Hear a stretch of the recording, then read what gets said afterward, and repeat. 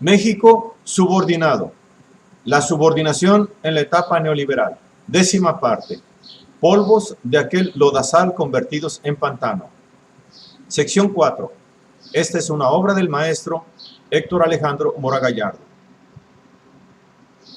Evidenciándose que se trató de una transacción con todas las de la ley, sí, de la ley a favor del capital privado que impone el neoliberalismo, sirviendo los tecnócratas en bandeja de plata las paraestatales mejor ubicadas, mal administradas, peor cosa, saboteadas por los propios funcionarios, ya fueran los corruptos del PRI tradicional o por los aborazados tecnócratas, generando condiciones de venta de y usufructo enteramente favorables al apropiador privado, que para eso habían tomado el control del Estado de México, tras de dos crisis, 1976 y 1982, y con un golpe de Estado técnico de por medio, 1987-1988.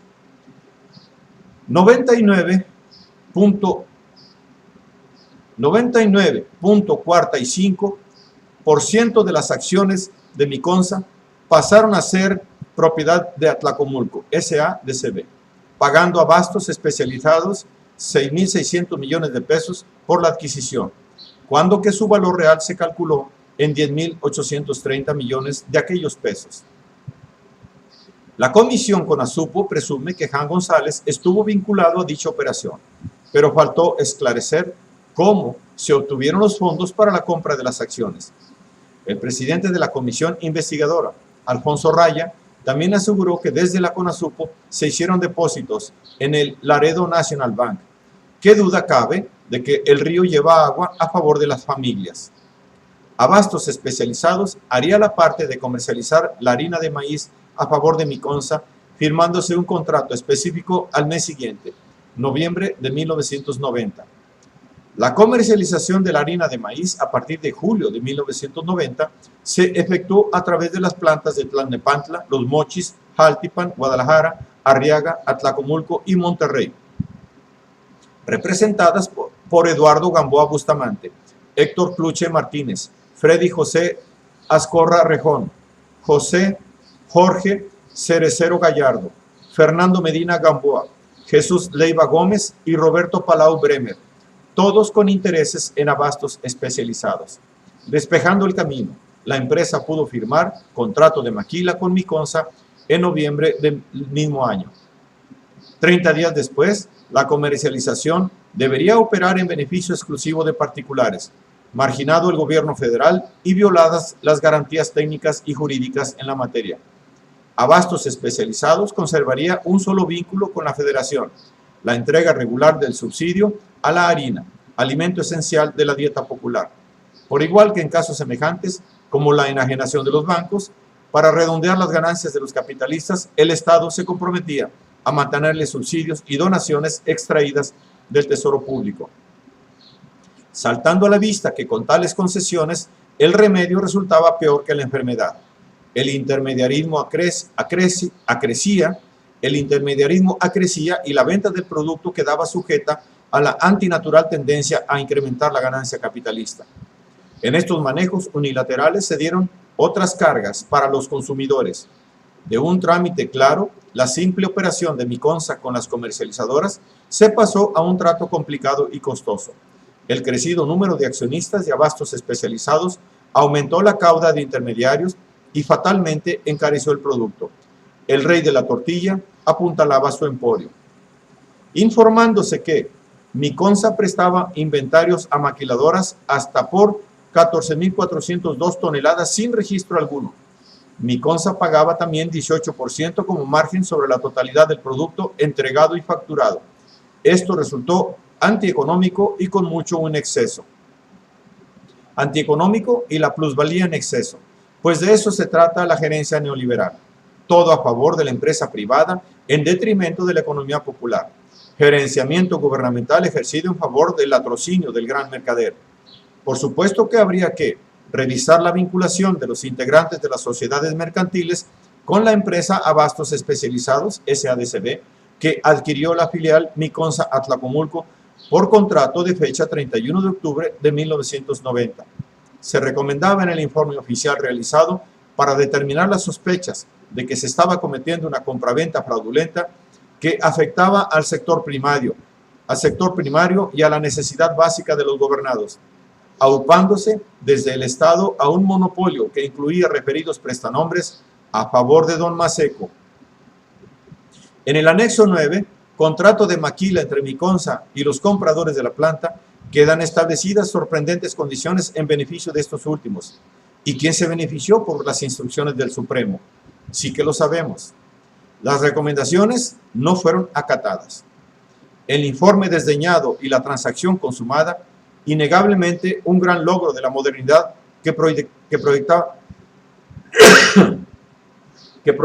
a México al primer mundo, siguiendo las recomendaciones del dúo maléfico, Banco Mundial y Fondo Monetario Internacional.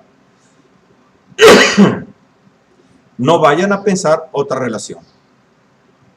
En los ensayos de la administración salinista, el Banco Nacional de Crédito Rural, Banrural, quitó el apoyo a los productores de maíz en 6.5 millones de hectáreas, cerca del 50% del total, dando pie a que se realizaran importaciones de granos por más de 7.000 millones de dólares, mismo lapso en el que la cartera vencida crecía hasta un 1.700%, a decir de Álvaro López, coordinador del Congreso Agrario Permanente.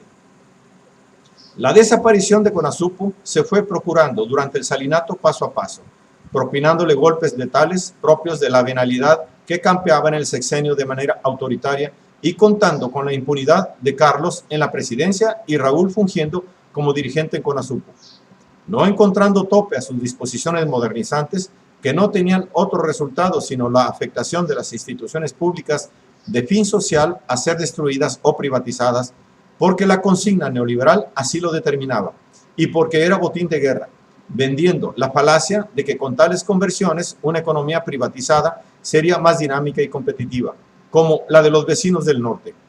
Equívoca noción neoliberal, procurando exprofeso por el posicionamiento del capital imperialista, así patentado en el consenso de Washington, decálogo de la privatización y de la desregulación, documento emblema del libre mercado.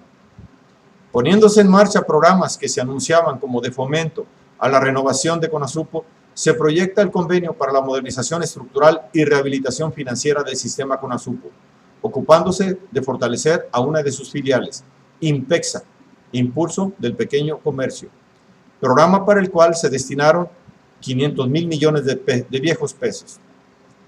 En octubre de 1990, dinero que se canalizó a través del Programa Nacional de Solidaridad, PRONASOL, planteándose la construcción de 28 almacenes Conasupo Solidaridad y la remodelación de 42, procurándose construir 70 grandes almacenes para abasto de pequeños comerciantes y público en general para adquisición de productos básicos a precios populares. Tal era el propósito oficial, pero aquello fue un fraude, como se hace costumbre en la construcción de obras públicas encargadas a particulares. Los costos fueron mayores a los presupuestados, obrándose con dolo premeditado. Grandes deficiencias que mostraron la incapacidad, inexperiencia, ineptitud y hasta mala fe de los responsables de elaborarlo, el proyecto. Tal y como se hace constar en un informe presentado a marzo del 92 por la propia dirección de Impexa. Ya para ese momento Raúl había conseguido que renunciara el director de Conasupo, Ignacio Ovalle, siendo sustituido por su amigo Javier Bonilla García, quien procedió a ratificar como director de Impexa a Juan José Hernández Reyes, antiguo colaborador de Raúl Salinas en Diconsa, encargándosele a dicho funcionario la construcción de 28 almacenes y la rehabilitación de los 42 mencionados. En tales edificaciones se procedió a emplear un tipo de estructura llamada triodética, la que resultó más que inapropiada, un fiasco, y aunque fue denunciada su inoperancia, se siguió empleando. Los procedimientos de construcción estuvieron plagados de anomalías e indisciplina. Se resume, no se tenían las memorias de cálculo y análisis estructural de ninguna obra, ni el catálogo de conceptos del proyecto definitivo, y por lo tanto no se tiene conocimiento hasta ahora del costo real de dichas construcciones. También había ausencia de autorizaciones o licencias de construcción en las entidades correspondientes. Las indefiniciones se leen en el oficio ADG/GEO/014/91, Los errores u omisiones del proyecto, la falta de las memorias de cálculo y análisis estructural, así como de catálogos de conceptos y procedimientos de construcción, están ocasionando incertidumbre en la estabilidad y seguridad de las obras. Ya se están presentando cobros de obra excedente y extraordinaria, afectación al erario aprovechándose de la manga ancha de funcionarios públicos coludidos con particulares. Típico caso de sabotaje interno llevado a cabo por un gobierno antinacionalista y a favor de empresarios privados. Lo que se evidencia en un caso ocurrido en León, Guanajuato, lugar en donde la constructora Altea S.A., a quien se le había adjudicado la edificación del correspondiente almacén a un costo de 1.982 millones de viejos pesos, saliera con que el mismo día en que se montó la estructura triodética, esta se derrumbase. Pero, ¿pagaron los gángsters responsables de la deficiencia, como debería de ser en un Estado de Derecho? No. Al intentar modificar el contrato, Inpexa fue demandada por Altea y obligada a pagar una indemnización de 2.000 millones de viejos pesos. La mentada modernización no daba lugar sino al abuso empresarial, aprovechándose de las facilidades que le dispensaba un gobierno de apertura encabezado por políticos empresariales. Ante tal apertura, las demás constructoras no podían ser menos, así que exigieron la reprogramación de sus respectivos contratos, ocasionando incrementos por 120.000 millones de viejos pesos, incluyendo mayores costos de construcción, cuando que tales constructoras, a propósito, hacían todo para que los precios se elevasen, ampliando el periodo de la obra, desperdiciando materiales y realizando cambios en cimentaciones y estructuras eléctricas. Ejemplar proceder de la dupla gobierno proempresarial-empresariado, respondiendo con su proceder procapitalista, resultado, costos elevados y operatividad ineficiente con carga al erario. Ante la intervención del entonces secretario de Programación y Presupuesto, Ernesto Zedillo, se optó por sugerir, si fuera posible, que se respetara el techo presupuestado, procediéndose a rescindir contratos con las empresas constructoras sin considerar la parte de culpa imputable a Inpexa. Pero como el derecho burgués asiste a los empresarios, toda la cuenta va a cargo del erario. Las constructoras demandaron a Inpexa. Consorcio Constructivo la demandó por 4.500 millones de viejos pesos. Construcción y Diseño Habitat, 3.914 millones. Constructora Labre, 2.959 millones. Arquitecto Eduardo Polo Hernández, 3.914 millones. Constructora Cercope, 4.814 millones. Guinmarco, 3.914 millones. Grupo N Construcciones, 6.765 millones. Constructora La Munja, 14.721 millones. Negocio redondo. La casa gana, el erario pierde y los funcionarios también sacan su mochada. Reconfiguración en pleno, haciendo por el desarrollo moderno de México. ¿Y cuál fue el fin de esta ejemplar historia de la reconversión de un México moderno? Pues finiquitar la institución de carácter social, toda vez que se dieron un festín las fieras con su remodelación. En lugar de que la autoridad correspondiente se abocara a la solución de las demandas en contra de Inpexa, el 29 de enero de 1993, el Diario Oficial de la Federación publicó su disolución y liquidación. Así de fácil, despropósito fallido, en realidad propósito de fondo cumplido, uno de tantos logros que la modernización salinista propicia. Y si al terminar el sexenio de Miguel de la Madrid el país era un desastre, al concluir el de Salinas era todo un éxito y el futuro promisorio. Carlos Jan González, en la Secretaría de Agricultura, había proclamado que bajo su comando se aspiraba a garantizar la soberanía alimentaria. Fuera el burocratismo, debemos producir lo que el hombre necesita para vivir. Vamos por la soberanía alimentaria, y cumplió a su manera. Por declaraciones triunfalistas no quedó. Ya salimos de la crisis. México es ejemplo para el mundo. Salinas había salvado al país. Alienta saber que la crisis concluyó, que los mexicanos fuimos capaces de superarla y que hoy, otras veces como ayer, México es un ejemplo frente al mundo.